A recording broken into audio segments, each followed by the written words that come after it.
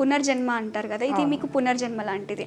దానివల్లే బిఎస్ఎంఎస్ అనేది స్టార్ట్ అయిందేమో అనుకోవచ్చు. ఎగ్జాక్ట్లీ అది నా baby. Actually BSMS is my own baby. So ఎందుకంటే అది మీరు గర్వంగా చెప్పుకోవచ్చు. ఎందుకంటే బిఎస్ఎంఎస్ వల్ల ఎంతో మందికి మీరు సర్జరీస్ చేయిస్తున్నారు. సో బిఎస్ఎంఎస్ అంటే ఏంటి, అందరికి అర్థమయ్యే విధంగా చెప్తారా?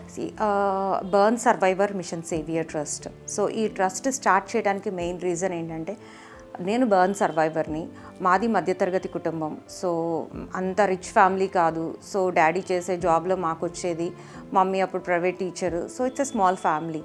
సో నాకు ఇన్సిడెంట్ అయినప్పుడు మా ఫాదర్ చాలా ఖర్చు పెట్టారు, చెప్పాలి అంటే ల్యాక్స్లో, ఆ రోజుల్లోనే ల్యాక్స్ అయినాయి.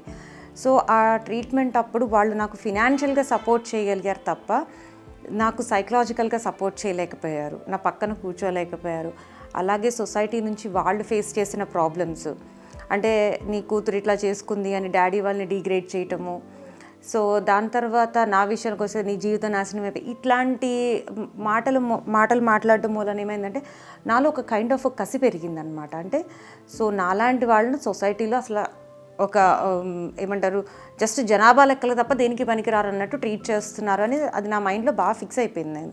So I have to do something, ఏదో చెయ్యాలి అన్న ఉద్దేశంతో నేను సర్జరీస్ చేయించుకున్న టైంలో వేరే వాళ్ళని కలవటము, what is plastic surgery, what is reconstructive surgery, ఇవన్నీ తెలుసుకున్న తర్వాత సో ఇలాంటి విక్టిమ్స్కి సొసైటీలో వాళ్ళకంటూ ఒక ఐడెంటిటీ లేదు, అంటే వాళ్ళని ఒక సాధారణ మనుషులుగా గుర్తించట్లేదు అన్న తపనతో ఇది స్టార్ట్ చేయాలి, వీళ్ళకంటూ ఒక ఐడెంటిటీ క్రియేట్ చేయాలి. అలాగే ప్లాస్టిక్ సర్జరీ అంటే చాలా ఎక్స్పెన్సివ్.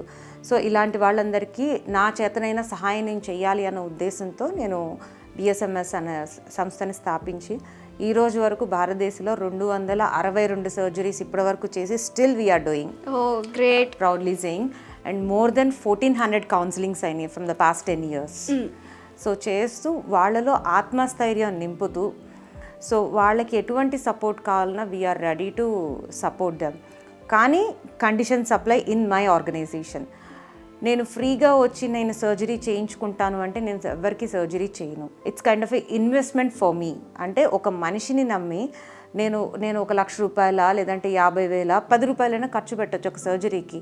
నేను ఇంట్లో తిని కూర్చుంటాను, మా పేరెంట్స్ సంపాదిస్తే కూర్చుని తిని పెడతాను, అలాంటి వాళ్ళకి నేను సర్జరీస్ నేను చెయ్యను. That is the first protocol in my organisation. నేను డబ్బులు పెట్టి నేను చేయిస్తున్నప్పుడు నీ కాళ్ళ మీద నువ్వు నిలబడాలి, అంతే.